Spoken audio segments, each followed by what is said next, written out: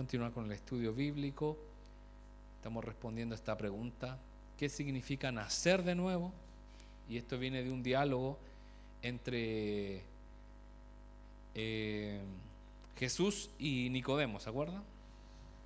Que Nicodemo se acercó a Jesús de noche para que sus colegas o la gente no lo reconociera, no lo viera hablando con Jesús, porque ya en ese punto, ya Jesús comenzando su ministerio, ya era peligroso acercarse a Jesús si era uno parte de los líderes religiosos. No era bien visto y ellos ya habían tomado una decisión. Pero este hombre Nicodemo, este hombre muy reconocido, no tuvo temor de acercarse a Jesús, la primera fuente. A veces nos quedamos con lo que nos dicen: no, esta persona es así, acá viene contra nosotros, hay que oponerse. Pero él dijo: no, yo voy a hablar con él porque me llama la atención y porque hace milagros que realmente son impresionantes. Y hay algo, hermano, que sale en la Biblia que a veces se pasa por alto. Los enemigos de Jesús, los fariseos, nunca pusieron en duda los milagros de Jesús. O sea, ellos veían que los hombres y las mujeres eran sanadas. Ellos no dijeron: no, es arte de magia, esto es falso.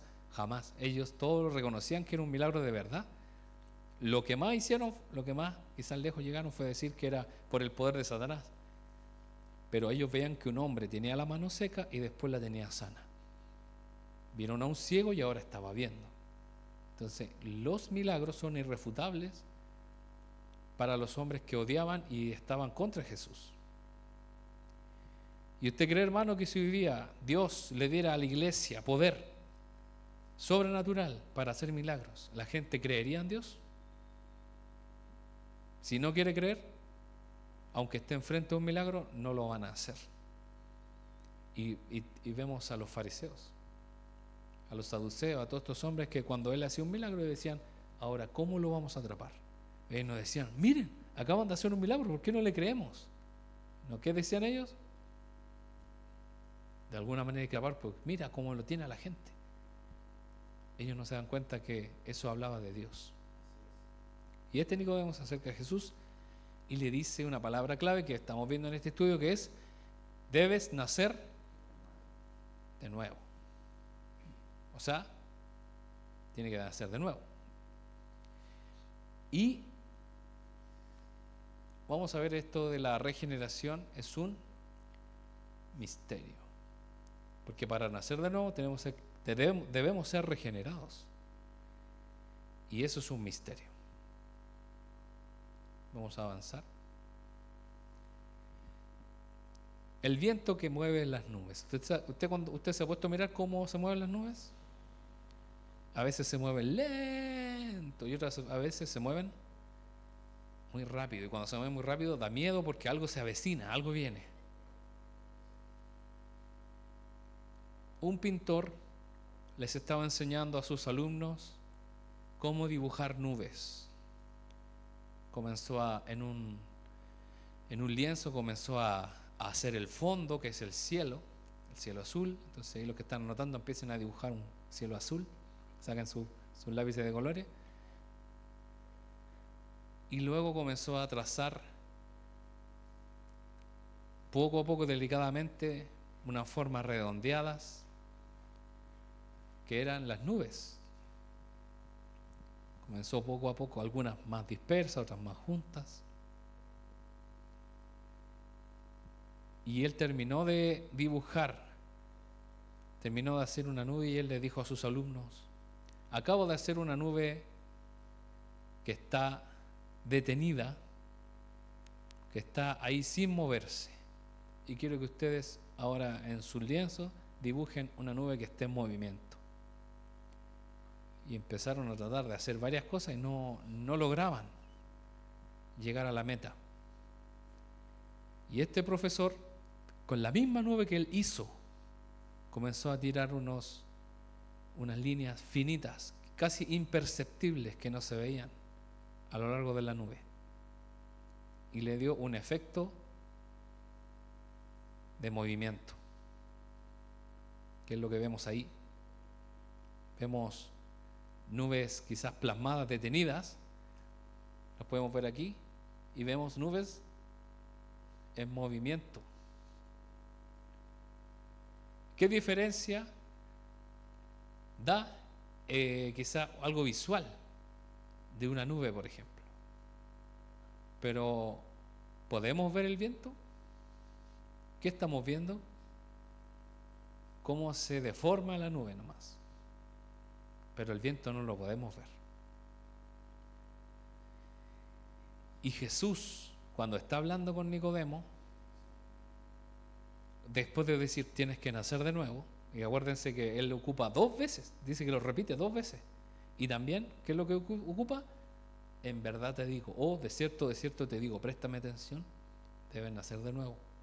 Y él dice, ¿cómo? ¿Acaso voy a entrar al vientre de mi madre nuevamente?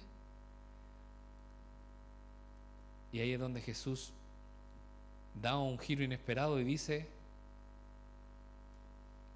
que Dios, la obra que hacen los seres humanos es como el viento. Deben nacer del Espíritu. Y ahí vamos a ver qué tiene que ver el viento con el Espíritu. Bueno, esto era un poco más largo, yo lo resumí, y para que no sea tan tedioso y no se queden dormidos. No. El Espíritu Santo lo hizo todo. Cuando Dios viene a la vida de la persona, el Espíritu Santo es quien hace su obra en su interior. Cuando usted cree en Cristo, que entra a morar en su corazón, el Espíritu Santo. Y esto es algo real. Ese nuevo nacimiento lo hace el Espíritu Santo y es como un viento que incluso es notado por quienes nos rodean. Cuando el Espíritu Santo obra en nosotros, ¿qué sucede? Hay cambios, y esos cambios la gente que está alrededor de nosotros lo nota. Como también notan cuando un cambio no es verdadero. Este se dice cristiano, no es nada cristiano, nunca hay cambiado, siempre ha sido el mismo.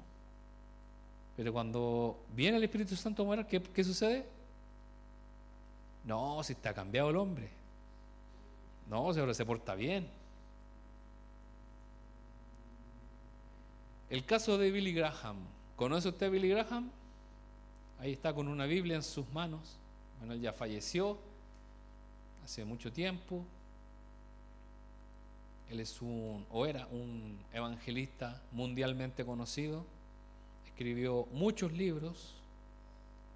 Yo tengo un libro de él que es muy bueno y se llama Manual de Consejería.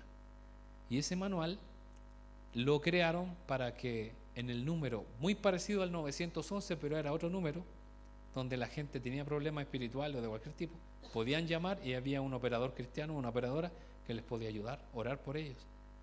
Entonces, ¿qué hacía la persona cuando le decían tengo un problema de divorcio? Y ellos iban a la parte de divorcio y le hablaban de la palabra de Dios que dice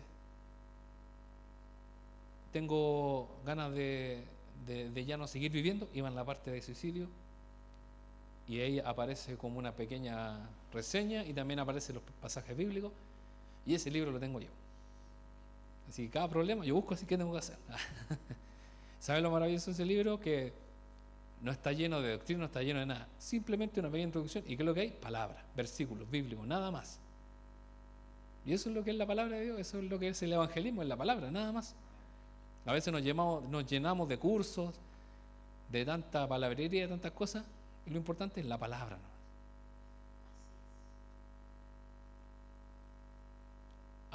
Ahí tenemos a Billy Graham, por si no lo... Este es Billy Graham, y acá tenemos a R.C. Sproul, que es quien escribió los libros que estamos basándonos en estos estudios bíblicos. Él también falleció el 2017, y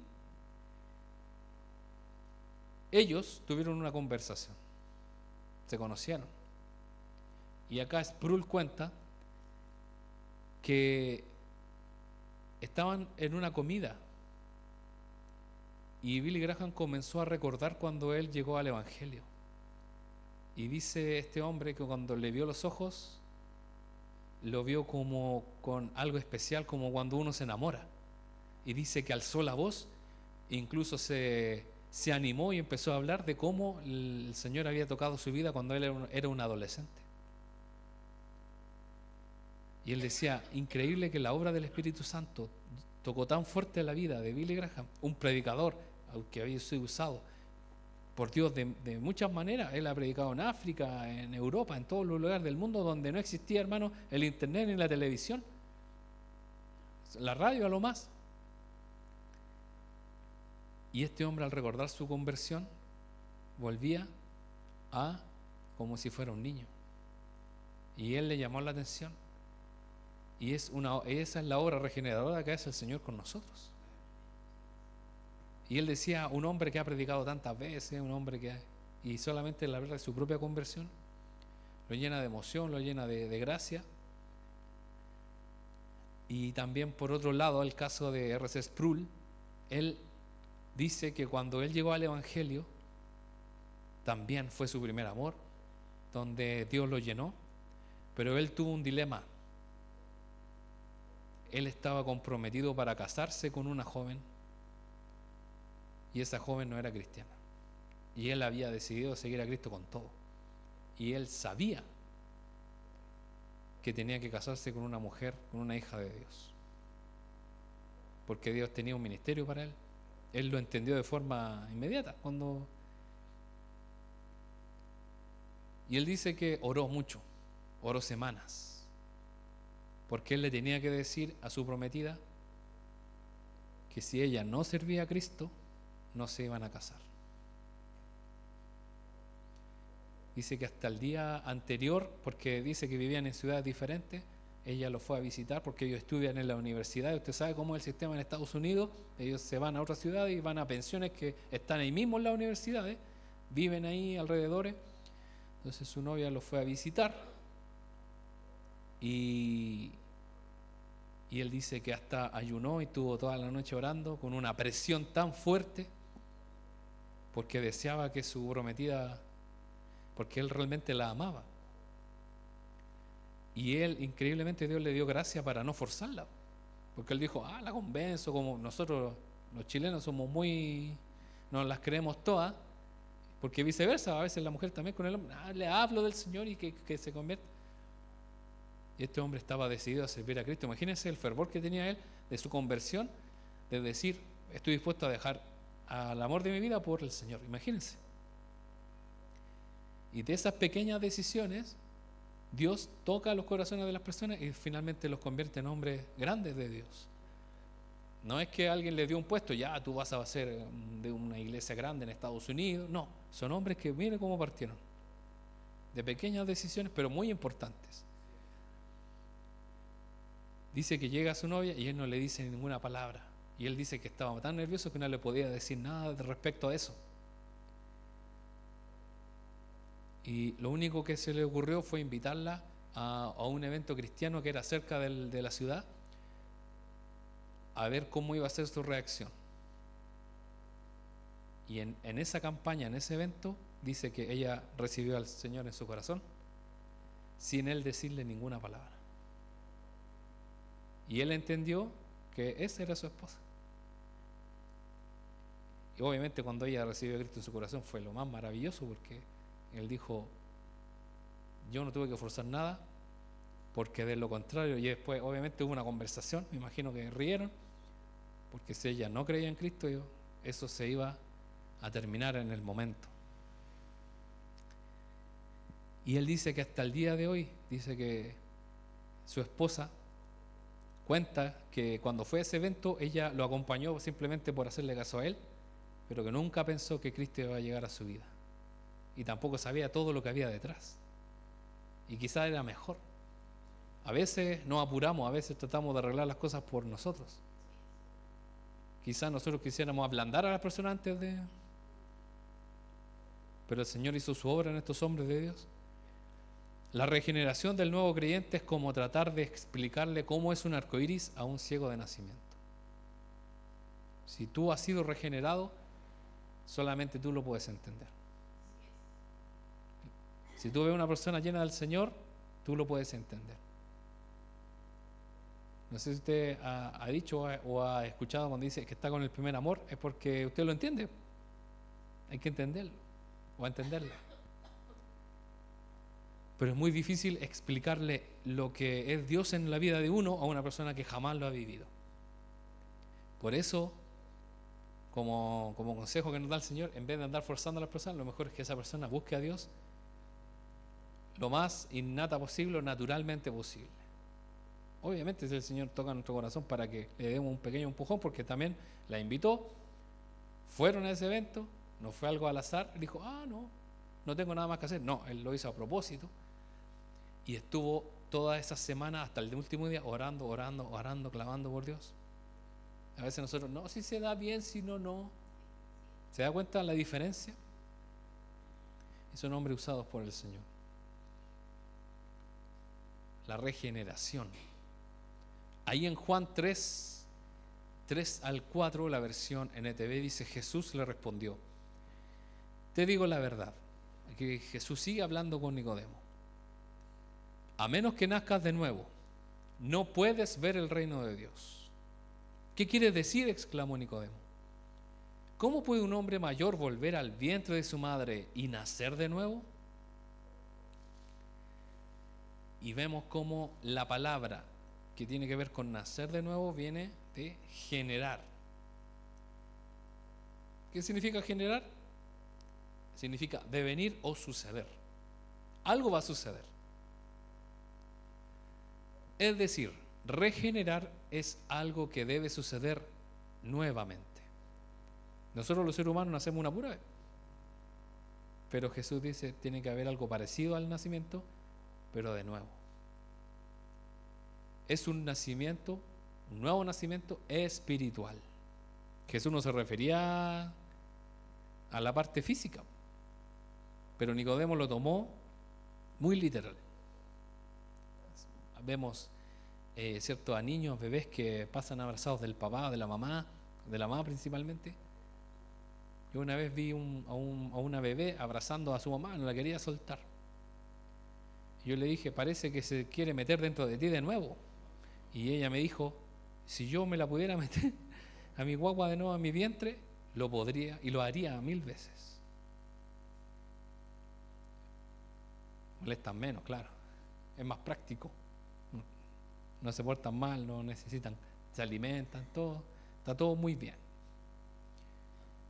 Pero Nicodemo no entendió eso.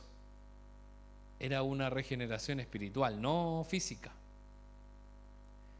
Por lo tanto, ¿qué sucede en la vida de la persona? Nace una nueva persona, pero espiritualmente. Y eso trae un cambio. Como lo hablábamos, ese cambio debe notarse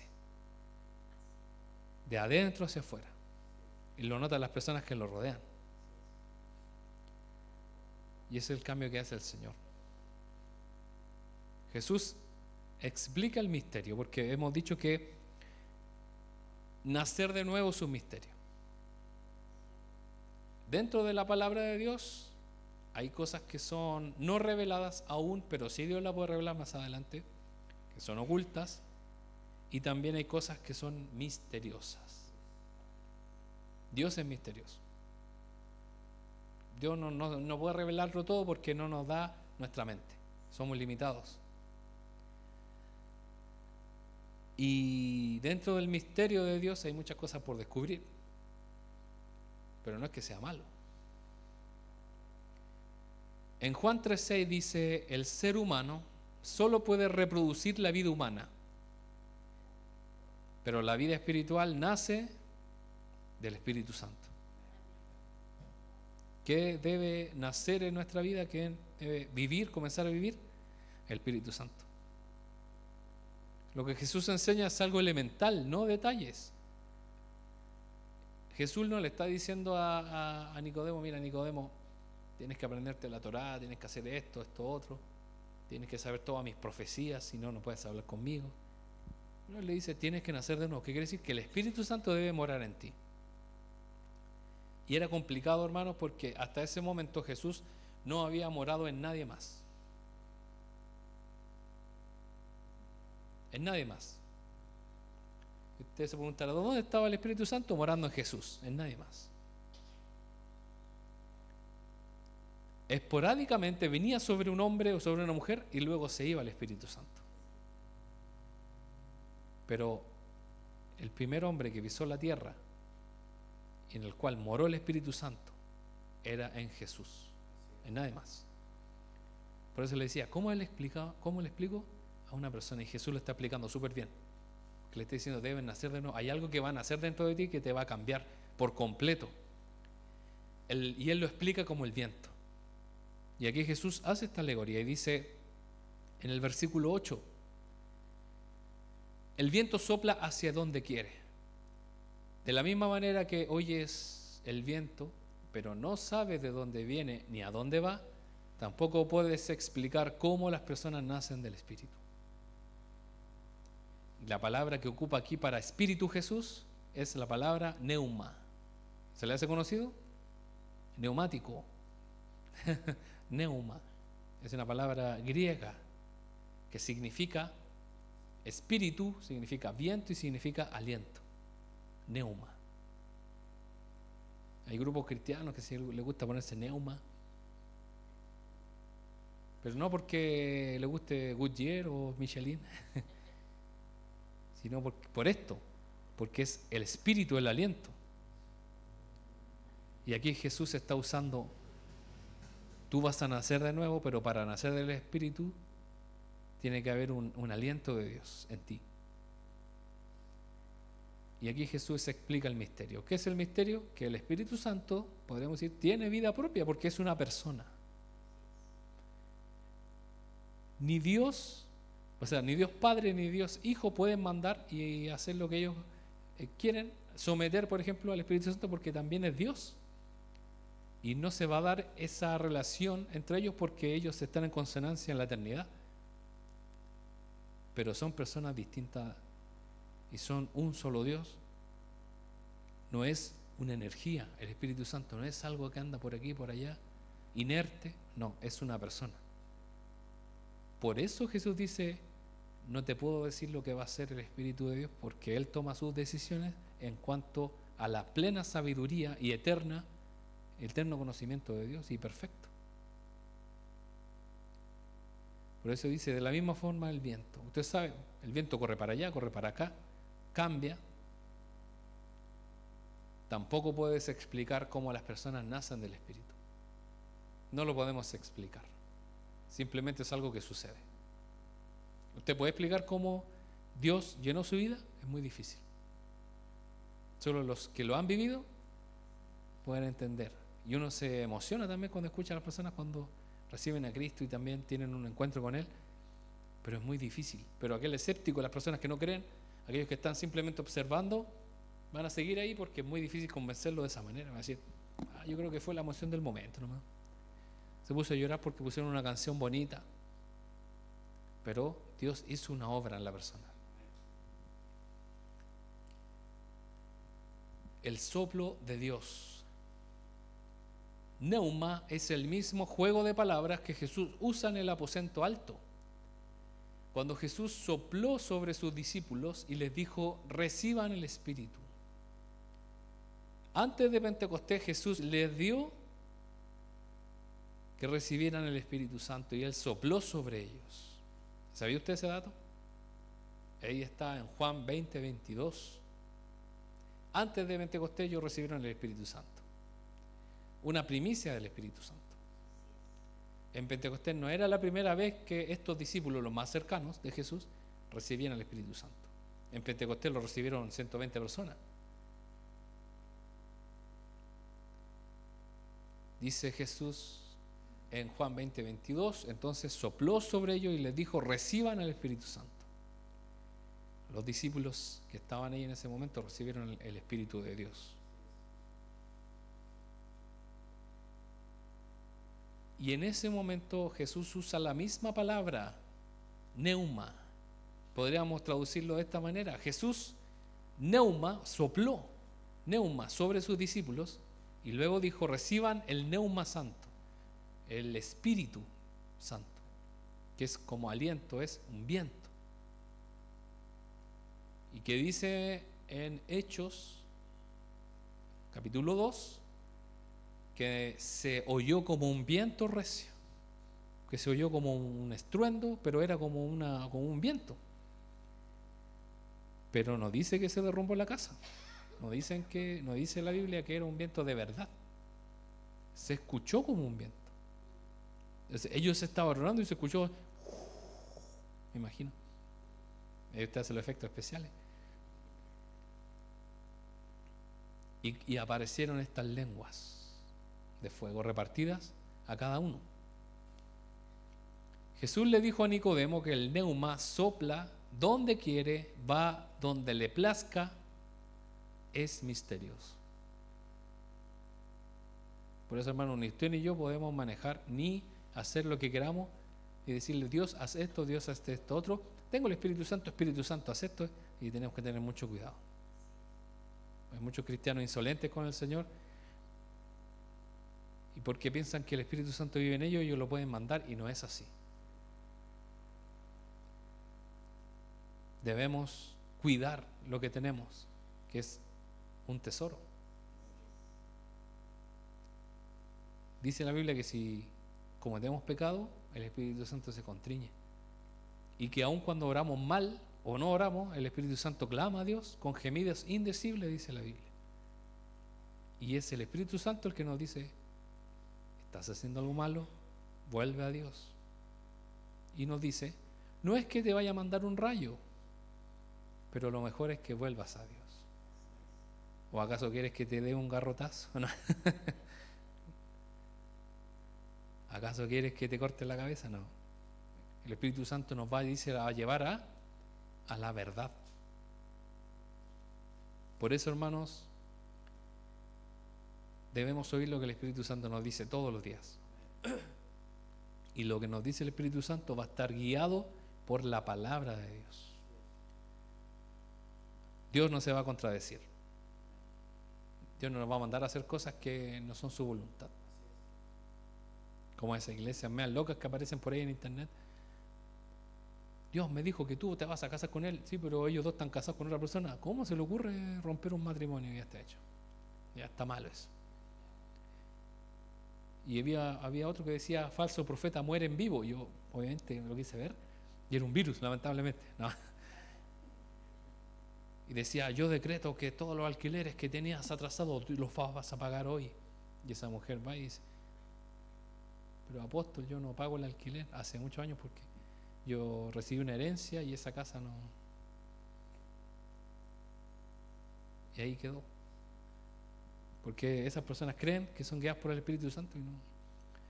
Son tincadas, no es así, debemos tener mucho cuidado. Y Dios dejó que siga para que también fuera avergonzado. Y Dios le dio el soplo de Dios, el soplo del Espíritu Santo a sus discípulos. Ahora fue Jesús el que sopló, y en ninguna parte de la Biblia más adelante nos manda a nosotros a soplar. Si no, el pastor se pararía aquí, pastor, sople por favor. Las velas. Lamentablemente hay muchos pastores que hacen show, escándalos en las iglesias, soplando, escupiendo, toman agua, escupen. Eso es desagradable, pero las personas que están ahí creen estar haciendo la voluntad de Dios y lamentablemente no es así. La regeneración es invisible. Abraham Kuyper, usted lo conoce, ahí está. Un teólogo neerlandés y primer ministro de Países Bajos, en su libro clásico, El trabajo del Espíritu Santo, él escribe esto. Hay muchos teólogos, muchos hombres de Dios usados por Dios en Europa, pero de los siglos pasados, y que ahora se está sabiendo mucha información. Y bueno, como dato curioso, como yo viajé a Europa y pasé por ese lado, a los de Países Bajos se les dice neerlandeses. El idioma es neerlandés, no es inglés, no es ni alemán, ni polaco, ni nada. Ellos tienen su propio idioma.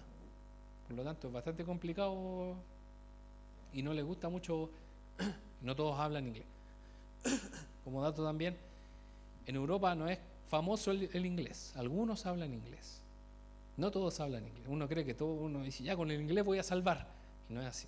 Por eso yo hablaba en español nomás, y si me entendían bien, y si no, chao, no, apuntando nomás. Y ya no se usa Holanda, ¿ya? Ya no se usa Holanda. Holanda es solamente una región de Países Bajos. Eso como dato curioso para que lo sepamos. Y mire lo que escribe este hombre. Cristo puede ser visto y oído. Hubo una vez en que las manos de los hombres aún podían asir la palabra de vida, o sea, tocar a Jesús. Pero el Espíritu Santo es totalmente distinto. Nada de Él se aparece en forma visible. Él sale del vacío intangible, flotante, indefinido, incomprensible. Él permanece en el misterio. Es como el viento. Oímos su sonido, pero no podemos decir de dónde viene ni a dónde va. El ojo no puede verlo, el oído no puede oírlo, menos aún puede la mano asirlo. Yo he visto o he escuchado, también he leído, personas que dicen, no es bueno comparar a Dios con el viento, pero Jesús lo hace. Y si Jesús lo enseñó, porque está bien esa alegoría, es como el viento, el Espíritu Santo. Y aquí seguimos en la parte azul. Existen, lo que dice este hombre, en efecto, signos simbólicos y manifestaciones del Espíritu Santo. Ahí dice una paloma, lengua de fuego, el sonido de un impetuoso y potente viento, un soplo de los labios de Jesús, una imposición de manos, un hablar en lenguas extrañas. Pero nada de eso permanece, nada queda, ni siquiera el rastro de una pisada. A pesar de ser invisible, podemos ver los efectos de la obra del Espíritu Santo en las personas. ¿Cómo? En los frutos de una vida cambiada. El Espíritu Santo es misterioso porque es invisible. Es invisible el Espíritu Santo. Y hay una de las cosas, hermanos, que habla Pablo, es que la fe no es contra nuestra mente, no es versus nuestro intelecto, la fe es contra la vista. Porque dice Pablo, no es por vista, no es por lo que yo veo. Y el Espíritu Santo yo no lo veo, pero existe y es real. Y obra en las personas. ¿Puede aparecer el Espíritu Santo como paloma? Lo hizo cuando Jesús se bautizó, pero ¿volvió a hacerlo? No. Eso no permaneció. ¿Como lengua de fuego permaneció después? ¿Será que cuando en una iglesia están todos en el Señor y reciben el bautismo del Espíritu Santo, aparecen las lenguas así como ceremonial? No. Esas cosas son solamente un símbolo, una muestra, que no se va a volver a repetir nunca más. Así que si en su iglesia aparecen lenguas, quizá un efecto especial, o si cae brillo del cielo, algunas cosas en las manos, tenga cuidado. Vaya al... Bueno, lo chistoso de estas personas que supuestamente encuentran oro ahí en las manos, les prohíben ir a las casas de estos metales preciados, de oro, por ejemplo, a ver si son verdad, porque si lo haces, Dios se va a enojar contigo y te va a quitar esa bendición. Es porque es falso, es de fantasía. Y hay un hermano de arriba tirando ahí.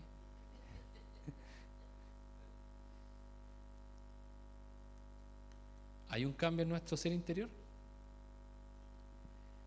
Las personas no regeneradas son, en el mejor de los casos, indiferentes a las cosas de Dios. Lo normal es que estas personas sean hostiles a Dios. Los que no son regenerados son contra Dios.